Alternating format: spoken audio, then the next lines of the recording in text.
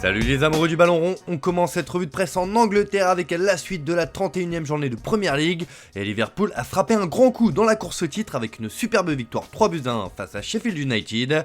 Et ce matin les Reds peuvent remercier leur milieu de terrain argentin Alexis McAllister qui a sonné la révolte d'un superbe but.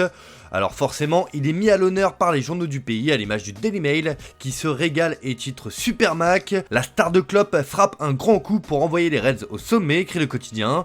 Même son de cloche en couverture du Daily Express qui placarde le sommet de Mac. Le milieu argentin ramène Liverpool en tête du classement. Et oui, c'est bien ce qui est important car avec cette précieuse victoire, Liverpool reprend les commandes de la Premier League devant Arsenal et Manchester City avec 2 points d'avance. Enfin, le Daily Star estime que Mac le puissant était en mode tueur à gage avec Liverpool pour tuer les Blades. Bref, les Reds veulent rendre leur fin de saison magique pour la dernière de Jürgen Klopp sur le banc. Il y avait un autre choc de Premier League hier soir entre Manchester United et Chelsea, et on a eu droit à un feu d'artifice de but entre les deux équipes, mais ce sont bien les Blues qui se sont imposés 4-3 à domicile. Un revers qui fait mal pour les Red Devils, car comme le placarde le Manchester Evening News, le top 4 part en fumée, et oui, les Mancuniens sont distancés à la 6ème place du classement, à 11 points du 4ème Aston Villa. Les espoirs de United de se qualifier pour l'Europe se sont envolés lors d'une soirée folle où 7 buts ont été marqués, écrit le journal local. Un sacré coup dur pour les hommes d'Eric Ténard qui avaient d'autres ambitions cette saison. Mais l'homme qui est mis en avant lors de cette rencontre un peu folle, c'est Cole Palmer. L'anglais de Chelsea a inscrit un triplé dont un doublé dans le temps additionnel.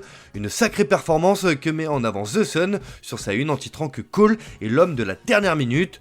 Le joueur de 21 ans est en feu ces dernières semaines. On va se projeter sur la Ligue des Champions et les quarts de finale qui arrivent à grands pas la semaine prochaine. L'un des chocs de ce tour, c'est la double confrontation entre Manchester City et le Real Madrid.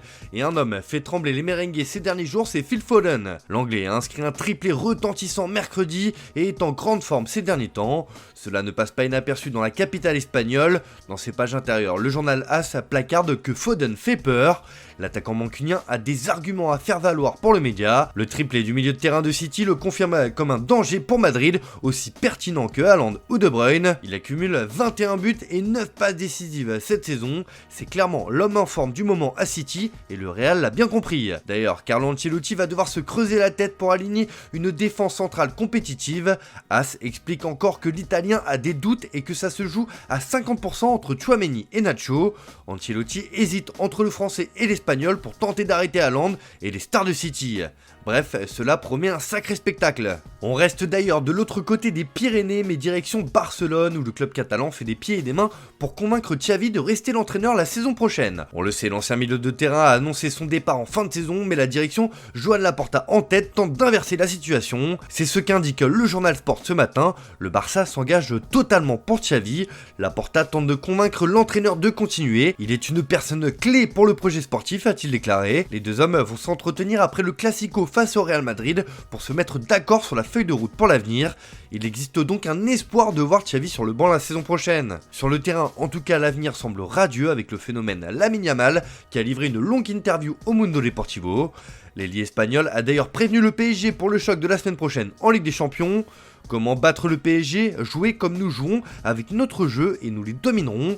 Ces séries éliminatoires sont décidées par des détails. Si une équipe échoue, l'autre en profitera et en Ligue des Champions, il faut surtout jouer avec une grande intensité. Toutes les équipes ont désormais les mêmes possibilités. Il faut battre le PSG et puis en demi-finale, tout peut arriver. Nous sommes tous concentrés en pensant au match de mercredi qui sera l'un des plus importants de la saison. Un score, une victoire 1-0 où je marque. L'Espagnol est aussi revenu sur l'intérêt du club de la capitale française sur le mercato. Cela me fait très plaisir que mon travail et mon football soient reconnus, mais je suis concentré sur le prochain match. Quelle tranquillité d'esprit j'ai, il me reste encore 2 ans de contrat, j'espère pouvoir être une légende du Barça. Le PSG a été doublement prévenu pour Lamine Yamal. Au PSG, Luis Enrique va devoir composer avec les différentes absences des uns et des autres. Ce matin, le journal L'Équipe revient sur les possibilités du coach espagnol. Sans Hakimi, quelle défense pour le PSG face au Barça, s'interroge le quotidien. Hakimi suspendu, Hernandez de moins en moins à l'aise à gauche, Marquinhos rétabli mais pas à 100%. Luis Enrique a 5 jours pour trouver la meilleure formule défensive en Ligue des Champions face à Barcelone.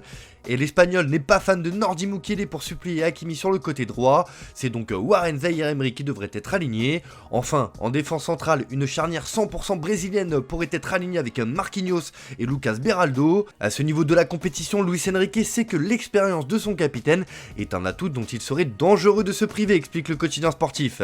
Mais il y a tout de même du positif, notamment en attaque avec le retour à Barcelone d'Ousmane Dembélé. Le Parisien estime d'ailleurs que l'international français est devenu indispensable cette année. Auteur de 13 passes décisives mais de seulement un but, l'attaquant parisien est l'une des pièces maîtresses du système de Luis Enrique, qui n'a pas hésité à lui attribuer de nouvelles fonctions dans le jeu ces dernières semaines. Allez, on termine ce tour de la presse en Italie avec du mercato qui concerne le Paris Saint-Germain justement. Le Corriere dello Sport n'y va pas par 4 chemins ce matin et annonce que le club de la capitale bouge sur Victor Osimhen. Les Français ont déjà amené Lavezzi et Cavani en Ligue 1 lors des étés 2012 et 2013. L'histoire pourrait se répéter. En fait, le PSG est enclin à mettre les 130 millions d'euros demandés pour attirer le buteur de 26 ans. L'ancien du LOSC est très courtisé. Outre les cadors de Première Ligue, l'Arabie Saoudite est également sur ses traces.